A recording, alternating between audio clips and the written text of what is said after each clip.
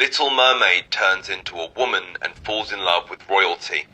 Trans fish illegally migrates to our shores and steals our prince, Meghan Markle, more like Meghan Mackerel. Pakistani Barber's franchise celebrates 50th location. Alarming increase in the number of South Asian groomers. Nigerian gospel choir commemorates Good Friday crucifixion through beautiful hymns.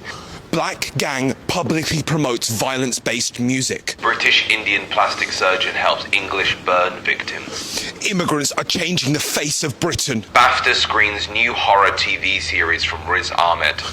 British institution supports Muslim terror program. Transgender magician performs card tricks for school kids. Trans advocate purposely confuses and deceives our children. Lebanon legalizes medicinal cannabis. Hezbollah authorizes people getting stoned. Afghani-born personal trainer says the British public should try a different diet. Taliban spy advocates for a British regime change. Duchess of Sussex takes her copper Cocker Spaniel dog for a walk. Meghan Markle brainwashes another ginger.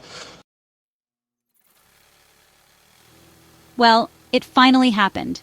A British content creator, Omar Badawi, dropped a skit so accurate, so razor-sharp, it sliced right through the Daily Mail's propaganda machine like a hot knife through royal nonsense. His parody of the tabloid's obsession with Meghan Sussex and Prince Harry went viral for one simple reason. He didn't have to exaggerate. He just repeated their logic. And the result was comedy gold. But beneath the laughs, a deep, cutting truth. The Daily Mail has become a parody of itself. And Meghan and Harry, they're still the main characters in a circus they left years ago. Because let's not get this twisted. This isn't journalism. This is fixation. This is a decades-long vendetta dressed in tabloid headlines and wrapped in the Union Jack. Meghan could walk into a hospital to donate blood, and the headline would be Duchess bleeds for attention while Queen's legacy fades. Harry could rescue a kitten, and it'd become Prince disrespects royal fox hunters with woke pet agenda. And yes, those examples sound absurd. But are they really that far from the actual headlines? Be honest. The British press didn't just cover Meghan. They colonized her image. Every detail of her life became their property. To spin, distort, weaponize. From her clothes to her tone of voice, her parenting, her walk, her silence, even her joy, especially her joy. Because joy to them is defiance. Joy means she survived. Joy means she escaped them. And for a press that lives off control, that's unforgivable. Meghan dared to do what they didn't expect. Speak up, draw boundaries, choose mental health over media optics. And the reaction was instant and brutal. They dragged her through mud they created. And when she didn't break, they turned on Harry too. Because how dare he protect her? How dare he say enough? Now the Daily Mail is left clinging to whatever scraps they can find. They twist Instagram posts into betrayal. They turn business ventures into insults to Britain. They analyze a jar of jam like it's a royal scandal. But this latest skit that went viral, it did something powerful. It exposed the blueprint, the formula, the rot, and once you see it, you can't unsee it. Because let's talk about the actual formula. Meghan wears neutral tones, trying to overshadow Kate. Meghan wears color, breaking protocol for attention. Meghan shows up to an event, stealing the spotlight. She stays home, snubbing the royals. She speaks, divisive. She's silent, manipulative. It's not reporting, it's a psychological trap. And Harry? He's treated like a man possessed, like he's under some mythical spell. As if the idea that a grown man might simply love his wife and want peace is too wild for Fleet Street to comprehend. They act like he betrayed the monarchy. No, he exposed it. He saw the inner workings of that machine and said, not with my wife, not with my son, not with my family. And let's not forget, this machine is profitable. Hate sells. Meghan and Harry are a cash cow. Every false headline, every warped story, every palace source, it's currency. They don't need accuracy, they need engagement. And their favorite bait? Meghan Sussex. That's why they won't stop. That's why they can't stop.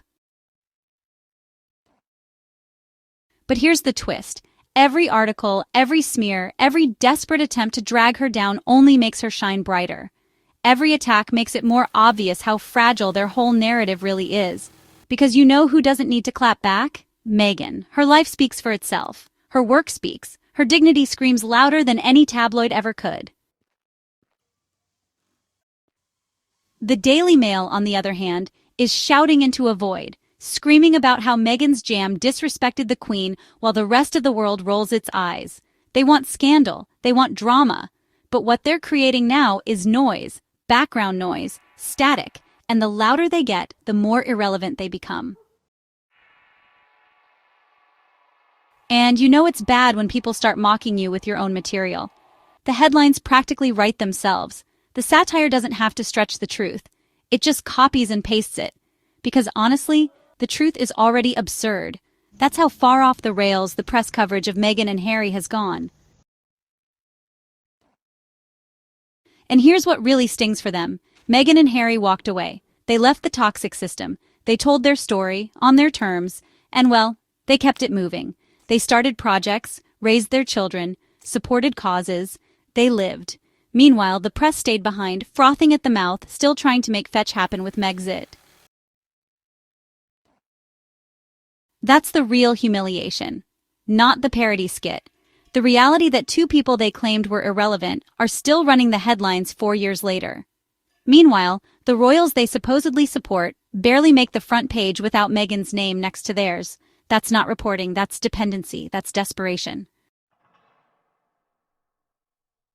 They lost control of the story. And when you lose control, you lash out.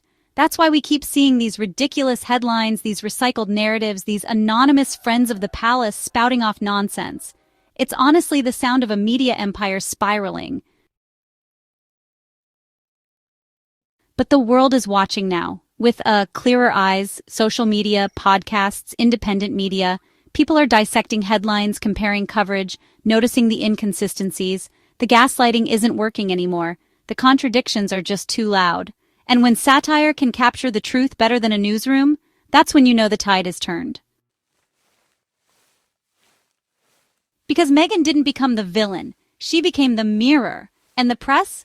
Well, they flinched. They saw themselves, and it wasn't pretty. Harry stood by her, and in doing so, exposed everything. The royal hierarchy, the tabloid alliances, the performative outrage, the racism baked into the system. He knew what they were doing. He watched them destroy his mother, and he wasn't going to let them do it again.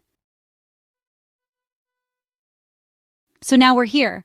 A fake headline parody goes viral, and instead of clapping back, the Daily Mail retreats into silence. Because honestly, how do you respond to being laughed at for simply repeating your own behavior? You don't. You stew. You watch the clicks drop, you see the public catching on, and you realize, well, the old tricks aren't working anymore. Meghan Sussex is not your scapegoat. Prince Harry is not your punching bag.